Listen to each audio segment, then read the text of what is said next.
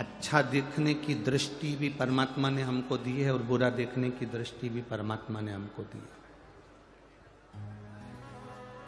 किसी व्यक्ति में हम अच्छाई देखते हैं तो इतनी सारी अच्छाई देख लेते हैं कि उसके बराबर दुनिया में कोई अच्छा ही नहीं है। और उसी व्यक्ति में जब हम बुराई ढूंढते हैं तो इतनी बुराई ढूंढ लेते हैं कि उसके बराबर दुनिया में कोई बुरा है ही नहीं। जैसे तुम्हारे घर की बहू,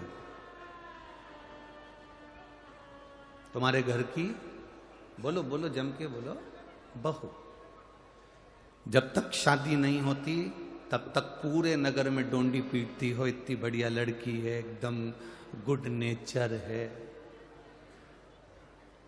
दिखने में भी सुंदर है, उसके माँ बाप के इतने अच्छे संस्कार हैं कि हम 3-4 बार गए, उसने उठ के हमको नमन करा, प्रणाम करा। उसकी एजुकेशन बहुत अच्छी है, बहुत अच्छी पढ़ाई करी, उसके माँ बाप ने बहुत अच्छा ज्ञान दिया है, सब काम कर लेती है, सिलाई उसको आती, कढ़ाई उसको आती, बुनाई उसको आती, सब। जब तुमने उस लड़की में इतने सारे गुण देखे, उस बेटी में तुमने इतने सारे गुण नजर किए, तब तुमने अपने लड़के के लिए उस लड़की को चुना।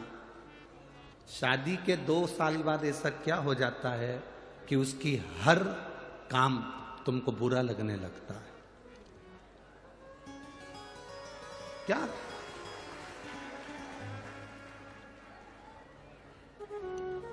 मतलब शास्त्र झूठ नहीं कहता, शास्त्र सत्य कहता है, इसलिए इसको सत्यम शिवम सुंदरम कहते हैं।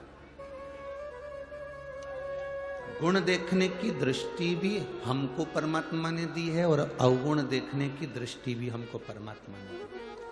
शादी के पहले लड़की को सास इतनी अच्छी लगती है, मम्मी बिल्कुल तुम्हारे जैसा नेचर है उनका, मेरी सास का इतना अच्छा नेचर है, इतना प्रेम करती है, मेरे को बार बार फोन लगाती है, हर 2-3 दिन में फोन आ जाता है। अभी तो हमारी शादी नहीं हुई पर इतना प्रेम हमारी सास का है। फिर बहू की दृष्टि में ऐसा क्या हो जाता है कि उसको सास प्रिय नहीं लगती। सास की दृष्टि में ऐसा क्या हो जाता है कि उसको बहू प्रिय नहीं लगती। भाई के लिए अपना भोजन छोड़ देता है, जब तक भाई नहीं आता तब तक भोजन नहीं करता। धीरे धीरे ऐसी क्या दृष्टि हो जाती है कि भाई भाई का मुख देखना पसंद नहीं करता।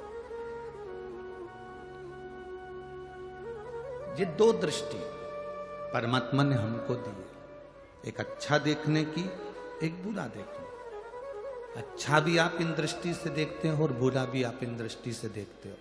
हमारा तो शिव महापुराण में बस इतना सा निवेदन है, अगर आप किसी की बहुत बड़ाई कर रहे हो, बहुत प्रशंसा कर रहे हो, तो उसमें फिर बुराई मत देखो। गुलाब के साथ में थोड़े बहुत कांटे रहते हैं, हम गुलाब चुनने वालों में से हैं, कांटे चुनना नहीं जानते। थोड़ी बहुत बुराई सब में भरी पड़ी है। ऐसा कोई संसार का व्यक्ति बता दो जिसमें बुराई ना हो।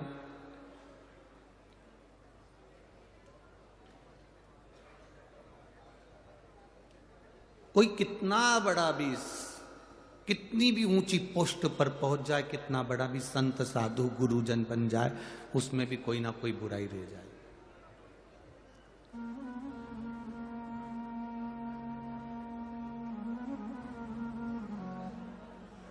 जिसमें बुराई नहीं है वो गौ माता कहलाई है।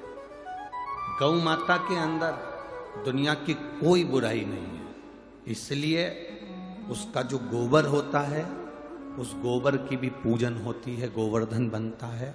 गाय का जो गोबर होता है उसको भी घर में लीपा जाता है। गाय का जो गोबर होता है उसको लक्ष्मी माना जाता है, क्योंकि उसमें बुराई नहीं है। मनुष्य में बुराई है, भले फिर वो कितना बड़ा भी संत क्यों ना हो, कितना बड़ा भी गुरु क्यों ना, इसलिए गाय का गोबर पूजा जाता है, मनुष्य का गोबर पूजा जाता है क्या? चाहे वो कितना बड़ा भी पीठाधीश मठाधीश हो जाए, चाहे दुनिया के लोग उसके चरण धो धो कर पी रहे हो, चाहे दुनिया के लोग उसको अंबारी पिना रहे हो, पीतांबर पिना रहे हो, उसकी आरती कर रहे हो, पूजन कर रहे हो, तो भी मनुष्य का गोबर नहीं पूजा सकता, क्योंकि उसमें बुराई भरी हुई है। गौ माता की अंदर बुराई नहीं है, वो अपने बच्चे का दूध का हिस्सा तुमको पिला देती है, तुम्हारे लिए अपनी जान तक दे देती है, वो गौ माता।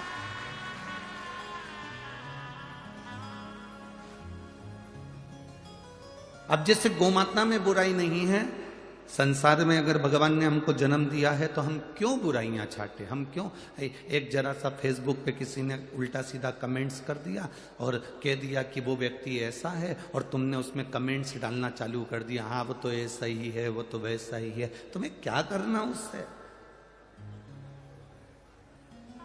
अगर मेरे भोले बाबा को एक लोटा जल चढ़ाते हो तो उनसे सीखो, वो मौन रहते हैं, नेत्र बंद कर कर, किसी से कोई मतलब नहीं है उनको।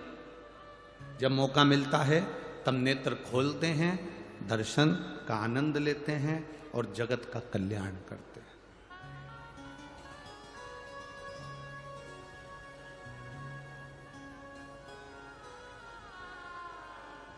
खाओ उतना जितना पचा सकते हो, कमाओ उतना जितना भोग कर सकते हो। आप 24 घंटे दुकान पर बैठो, हमें कोई दिक्कत नहीं। आप 24 घंटे काम करो, हमें कोई तकलीफ नहीं है। उसमें सीवर वाले महाराज का क्या घटने वाला है? पर 24 घंटे दुकान पर बैठ रहे हो, सुबह 8 बजे से लेकर रात को 11 बजे तक दुकान पर बैठे हो, व्यापार कर रहे हो, कमा रहे हो, तो आपसे निवेदन है कि तुम्हारे सामने से कोई मूंगफली वाला निकले, कोई अच्छा फल वाला निकले, कोई अच्छी दुकान वाला निकले, तो निवेदन है कमा कमा कर केवल गुल्लक में मत रखना, थोड़ा अपने ऊपर खर्च भी करना। भूखे रह लेते हो और दिन भर दुकान पर लगे रहे। किसके लिए कमा रहे हो? मन कर रहा है मूंगफली खा लूं, पर ग्राहक खड़े हैं। मन कर रहा है कि सेब खा लूं, पर ग्राहक खड़े हैं। मन कर रहा है कि बीज जाम खा लूं, पर ग्राहक खड़े हैं। मन कर रहा है कि गन्ने का रस पी लूं, पर ग्राहक खड़े हैं। ये ग्राहक तो समय पर आते रहेंगे, पर अपने शरीर का भी ध्यान दो बाबा। प्रथम सुख क्या है? जम के बोलो, प्रथम सुख निरोगी काया। अगर काया का सुख नहीं है तो कोई आनंद नहीं।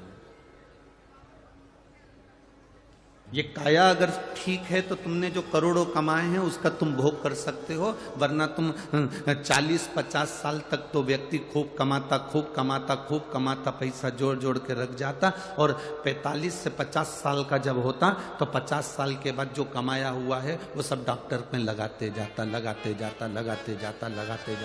क्या मतलब है?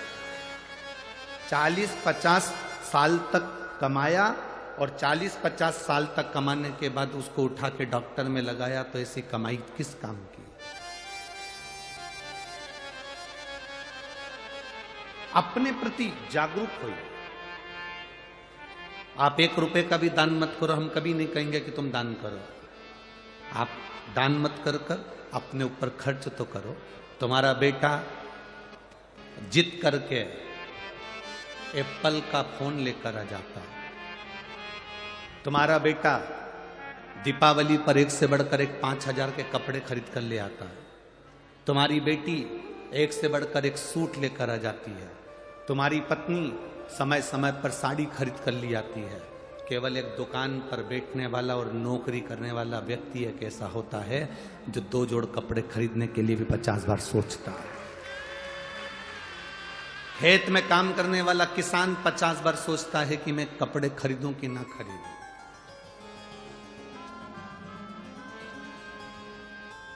घर में काम करने वाली मां 50 बार सोचती है कि मैं कपड़े खरीदूं कि ना खरीदूं। थोड़ा खर्च अपने ऊपर करो। धरा का धरा पे धरा की धरा रह जाता है। अपने ऊपर खर्च करो। हमसे लोग कह देते हैं महाराज कथाकार को क्या इतना सोना वोना पहन के बैठना चाहिए? तुम इतना सोना वोना पहनकर बैठते हो तो हम उनको कहते हैं जजमान ने दिया नी पहने तो क्या औलाद के लिए छोड़ के जाए?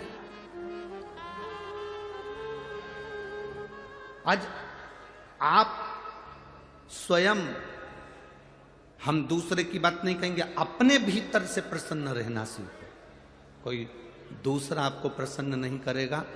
माता कौशल्या के घर में राम जी जन्मे थे तो माता कौशल्या जी ने सबसे पहला काम एक किया था। जब माता कौशल्या जी के घर में राम जी का जन्म हुआ था तो कौशल्या ने सबसे पहला काम करा था, राम जी को रुलाया था। बोलो सही है कि गलत है? स्तुति पढ़िए। माता पुनि बोली सोमति डोली तजऊ तात यह रूपा की जैसे सुलीला अति प्रिय शीला यह सुख परम अनूपा। सुनी बचन सुजाना रोदन ठाना। कौशल्या जी ने कहा, राम तुम जन्मे हो, मैंने भगवान से पुत्र मांगा था, तुम तो परमेश्वर बनकर जन्मे, मुझे बेटा चाहिए। तो भगवान ने पूछा बेटा कैसा होता है? तो के जन्म लेने के बाद छोटे हो जाओ और रोना चालू कर दो। कौशल्या जी ने जब राम जी से रोने की बात कही तो राम जी ने पूछ लिया कि मां मुझे तुम रुलाना क्यों चाहती हो? कौशल्या जी ने कहा, बेटा राम, इस पृथ्वी पर जो जन्म लेता है उसको जन्म से लेकर मरने तक केवल रोना ही पड़ता है। मुस्कुराने के लिए तो शिव महापुराण के 5 दिन 7 दिन